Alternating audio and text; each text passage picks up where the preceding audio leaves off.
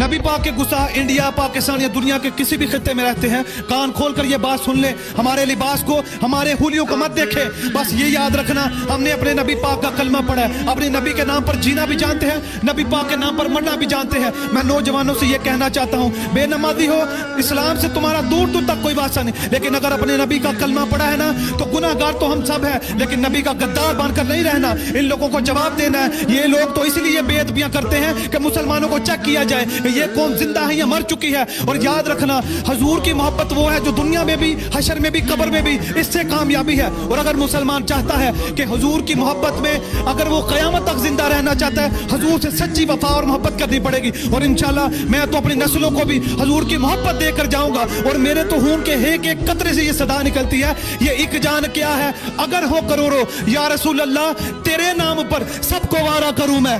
कदे भी